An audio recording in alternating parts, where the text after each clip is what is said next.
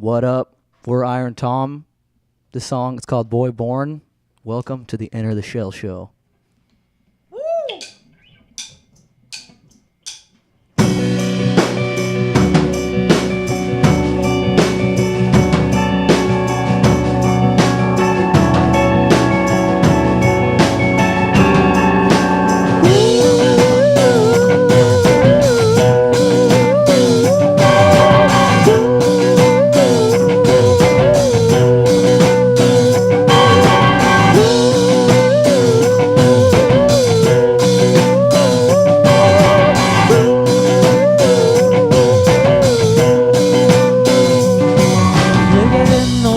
That hurt me because I had fun, some excitement, now a little older. But when I was young, boy born thinking the day's so long. Boy born thinking thoughts that I done and wrong. Getting in love. They're getting in. Oh no, they got me. I let in those thoughts that work me. They're the boss. I never know the deal, they'll never know how much I live for us. When I'm nervous, decisions I make are strong. Boy, born thinking thoughts that I done and wrong.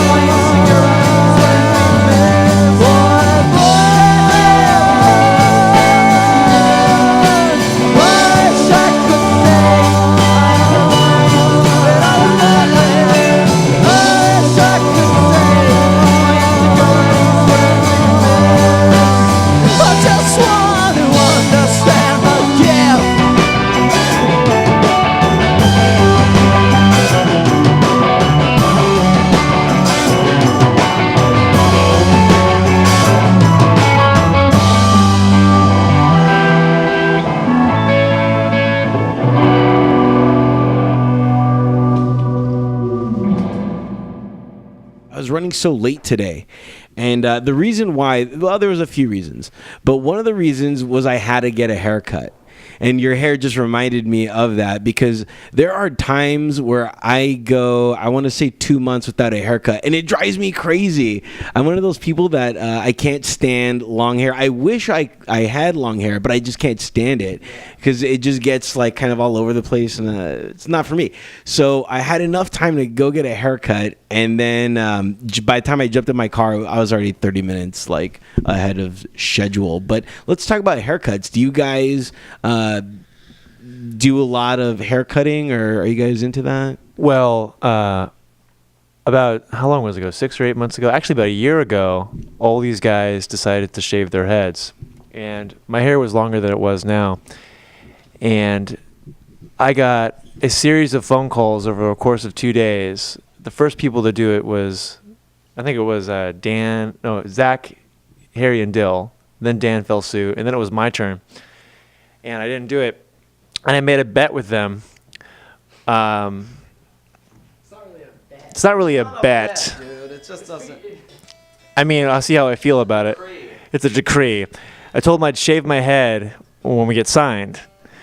And now it's one of those things where I think I'm going to have to try and enjoy my hair while I have it for the time being now, because that's on its way. But these guys... Are there speculations that you guys are getting signed soon? Is that... Well, we have False Teeth Records, Vulture Records, we have Distortion. we have some new songs and things, and I don't know. It's just we're We working feel with it. an agent now, and I don't know. I mean, our management's working on that. You know. Okay, Dane, don't cut your hair, man. No, I like my hair, but I mean, I've over the course of the last 8 months, there's been a few times where I've wanted to cut it off. You know, I think it's, I mean, the fact that I can, you know, That's not. That's further back. I mean, it's, you know, it gets in my eyes when we play sometimes because Yeah. I can't help myself but move my head or my body, and all of a sudden I'm like cousin it, and I can't see my face at all, and like I can't see what I'm playing or what's going on. And You know who doesn't have that problem? Phil Selway. Yeah. You know, the only way to do it is to shave completely bald, then let it grow, and then do it again. Yeah. That's it. That's it.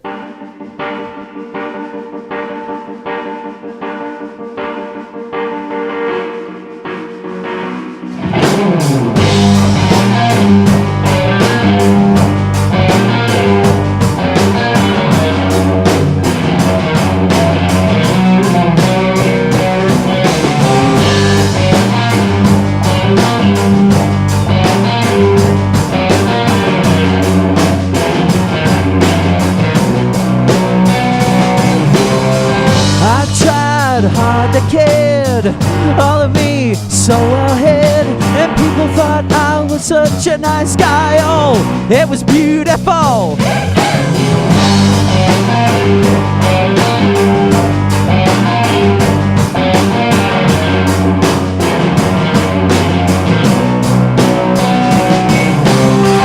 Warning bells will go off, but I knew ways to make them stop. The one in my head wasn't so scary, no, it was beautiful. Some of the best times, some of the best times, some of the best, some of the best times, some of the best times, some of the best, but they went away, they went away,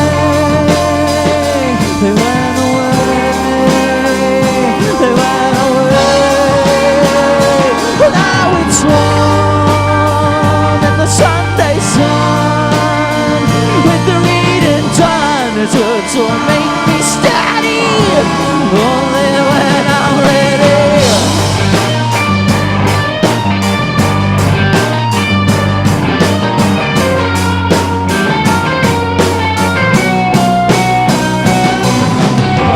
In there they took my ears, eyes of mine and all my fear, told me to forget everything before that day. The man spoke, open and loud, to frighten away any doubt. I was trying to forget all the things that had gone away.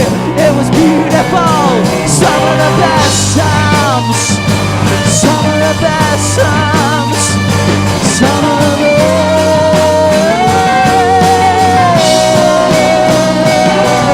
Sign in the name, it's what will make me steady, only when I'm ready. Mind my halo, mind my halo. Disappointment is lost in the shadow of a cross. Mind my halo, mind my halo.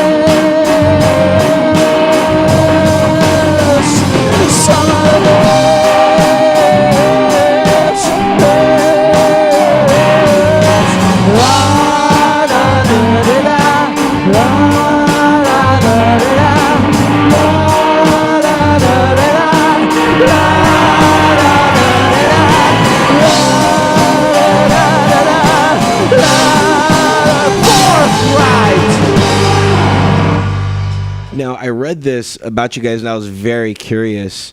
And if you guys want to talk about it, maybe you guys will. If you don't, if you want to keep it to yourselves. But I read that you guys were deceived by some sort of social media company or something like that. It was like on your guys' Twitter. And that really piqued my interest. Only because, like, you know, a lot of bands out there, they're, you know, investing in themselves. And they're going to other companies, and they're trying to get, you know, Twitter followers, Facebook likes, Pinterest pins, all that fun stuff. But, you know, I would like some advice, you know, for bands that are looking like that. Were you guys deceived, or? Yeah, I mean, I don't know. We don't really know what the hell happened. Like, we just found out it was kind of a scam, and so we didn't do it. That's not exactly. They solicited us and approached us Right. after we played a show and said that they wanted to help us build. About the same thing here. Maybe let Dill talk, because I know. Yeah, he let knows. Dill- Yeah, I you want think to Dylan pass him the mic, because that mic can only, you can unclip it. It's like Only this the whole- deal. Oh shit. We'll So fix that in what's- editing. What's the question exactly? Am I giving advice or am I? Yeah, I mean, a little bit of what happened, and if you could give some advice to, you know, other musicians. I don't know. We kind of got approached by a company to do some stuff with some Twitter and stuff, and didn't. It just turned out to not be. I thought it would be more of a. It just turned out to be more of a just boosting the numbers thing Right. than actually like getting the music to anyone. And I didn't really want to pay to like have more Twitter followers. I don't really care about that. I'd rather have more people that actually like the music. And it was more of just a straight social media thing. I thought it'd be more of an actual PR to give people the music that they think would like it. Right. And it was just more of a straight social media advertising thing. So it just wasn't for us.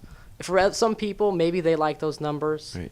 and whatnot, but that doesn't really translate into real fans necessarily, or people that'll come to your shows or anything. That's kind of good advice, because a lot of people too, they've been approaching me saying, hey, we want, you know, Enter the Shell to grow, and, you know, we think you should start investing and stuff like that. And I've been very cautionary about that, because I'm not in the same boat as you guys, but like I really am old school, where I want to touch the people, and if it means, you know, one follow at a time, whether it's a month, a year, then I'm fine with that, you know. And what you just said really resonated with me about boosting numbers, because you're right. I mean, who cares about numbers? You can have all the numbers in the world, but if the people aren't listening to you, then those numbers don't make. It's literally just Yeah. nothing. I mean, Yeah, I it's think just more important that you try to do it as organic as possible, because then it'll be real in the long run, as opposed to being like, whoa, they're so cool, they got that. But 5-10 years from now, I don't think Twitter will probably be long gone. No one will care about that. Well, we had 10,000, like, big deal. Like, what place can you play? How many albums can you sell? I think they said something like, you know, at first it would look like that, but eventually it would translate into real thing, to like real. Right. But it just wasn't. We figured out that we had a whole, like, we were kind of in a We were in a unplanned, transitional yeah, spirit- exactly. So we space didn't really where we were have- like just about to get management and stuff, and then we got the management, and they just said, "Don't worry about that now." I'm sure the company could do a good job for us, but we don't have any money, so I wasn't trying to It's just. not necessarily like they did a horrible No, thing, but it just no. wasn't. We didn't. It wasn't. It just what wasn't we what we- thought, and we needed to do something different. We're a rock band, like we're not a pop act. I think that's something that's more along the lines for something like that. Okay. Cool. Well, thanks for sharing that, man. It's very important for other people to hear these stories, so, you know, they too can learn from it. What did you guys learn from it? Just you guys, you know what to ask the people. Yeah. I'm learning in this business every day. The more you're up front, the more you're able to speak your voice from the beginning and not. You'll be get what you nervous. want. It's more of like you'll benefit a lot more from that. You know. Yeah. Yeah, that's what I've mostly learned in most aspects of everything that we go through. Just all know the what time. you want, and tell them what you want, whoever it is, whatever you're dealing with. Like, the problem is when you're so new to everything you don't really know, you kind of walk in like a sponge, and anything anyone says to you, you kind of believe it, and you're like, okay, well, that sounds cool, but you got to know, like, be able to weed out the people that are just saying things that you want to hear, and then people that really mean it.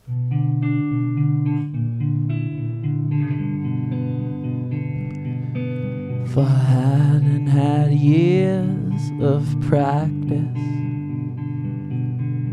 sitting in circles, shaking it off, it would be less comforting for me to notice tomorrow could be the day to stop. I try myself forward and keep my collar straight. If forward doesn't feel good, then it must be my mistake. Another truth for a minute to make me lie back down. But something smooth on the radio to get me going slow. Ooh, la-di-da-la-la. Ooh, la-di-da. Darling, it's hot in here, it's fierce, but I guess there are some places I could go. Check it. The sled makes the